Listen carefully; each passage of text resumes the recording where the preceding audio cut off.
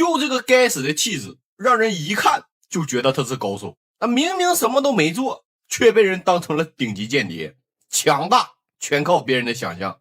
法国喜剧金发蛮郎，美国抓住了一名法国走私客，想要严刑逼供，但走私客嘴很硬，拒不承认自己走私，自己明明是法国的间谍。而在法国的某处，局长陷入了沉思，这根本不是他的手下，肯定是副局长的阴谋，想要顶替他的位置。那局长猜的没错，而且副局长比他想的还要阴险，早在局长的家里装了窃听器。不过局长也早有准备，他早就发现了窃听器，但是他假装不知道，然后故意告诉助理，说明天有个高手中的高手会来帮我们清理垃圾，让助理去机场接机。那副局长听的是咬牙切齿，垃圾这不是针对自己吗？那第二天助理带了2个特工去机场，那特工问咱们要接谁，助理一脸迷茫，说了句看着办吧。那这回轮到特工一脸迷茫了，没办法啊，助理昨天问局长接的是谁，那局长就告诉他看着办吧。那看了半天，乘客都要走光了，眼看任务就要无法完成，突然目标出现了。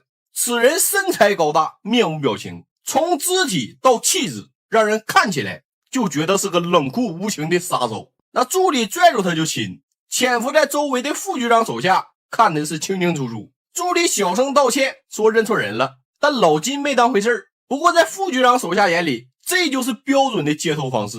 而且和助理一起来的特工不是已经成为了他的随从吗？那老金吃块糖，甩了甩手上的糖纸，都被认为是在打暗号，不然为什么随从要踩着他的糖纸用刷刷的声音回应？那确定了，这就是高手中的高手。那虽然看起来他在吃糖，但这可能是一种全新的暗号，不然为什么他没吃完就把糖给扔了？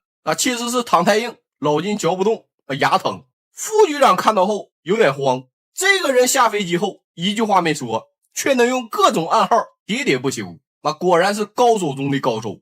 那回到住处，老金给牙医打了个电话，预约等下要去看牙。他前脚刚走，副局长的手下就潜入他家，安装了1吨的窃听偷拍设备，同时翻遍了整个屋子，发现这个高手伪装的毫无破绽，表面上看就是一个小提琴乐手。那这边老金到了诊所，突然牙就不疼了，反正都出来了，正好溜达一圈。副局长听到手下的报告，果然他发现了被人跟踪，那这是在故意耍我们呢。注意了，他肯定还有所行动。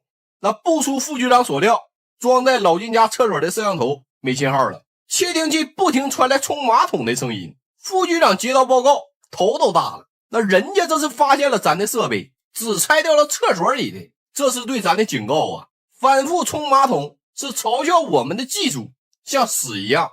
其实是马桶坏了，老金怎么也修不好，还让摄像头进了水。那下午老金家来了个女人，这是老金的姘头小红。副局长的手下窃听到几个关键词：秘密与真相、谎言和背叛，都是一些特工常用的暗语。看来此女子也非等闲之辈。那老金的背后可能是一个庞大的组织。随后他们进了卫生间，哗哗的水流声中，他们仿佛在用密语交谈什么。那小红完事就走了，接着又来了个男人，是小红的老公小绿。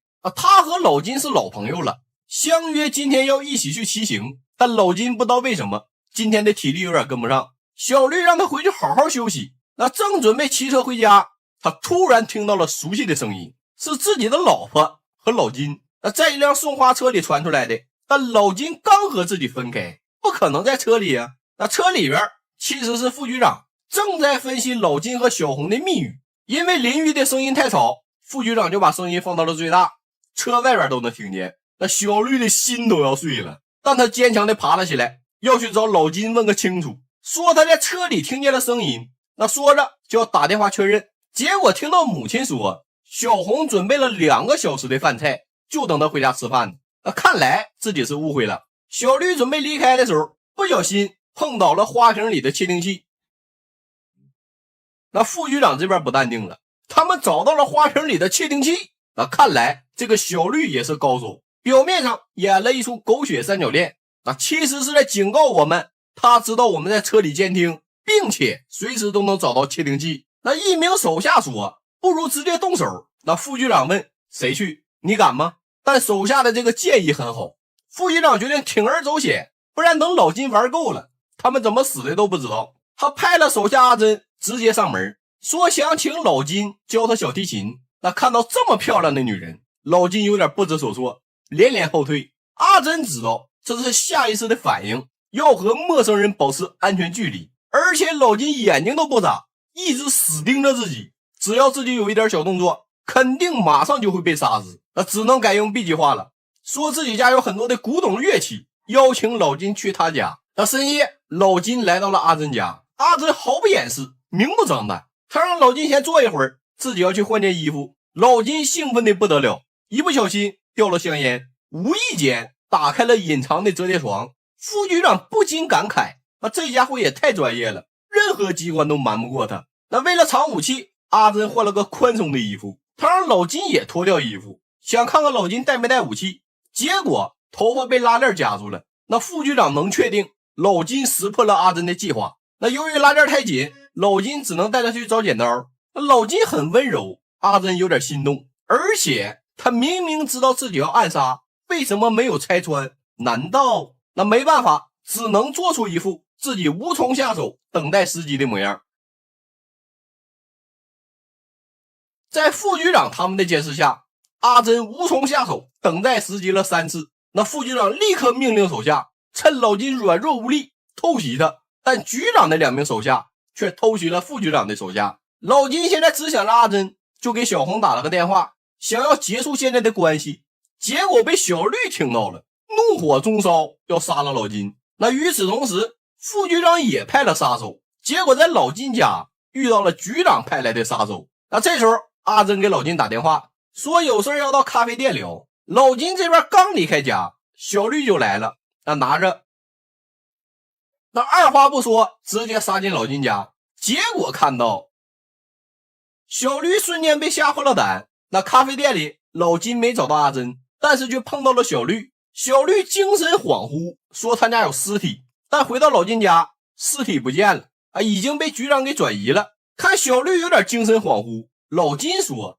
你只是产生了幻觉。”车里的声音、小红的电话、刚刚的尸体都是幻觉。小绿觉得有道理，想找杯喝的冷静一下，结果一开冰箱，幻觉，这都是幻觉。那这时候老金突然看到了阿珍，急忙下楼去找他。副局长紧接着也来了，直接敲晕小绿，打算在这守株待兔。那此时局长的手下出现了，那副局长毫不犹豫，先下手为强。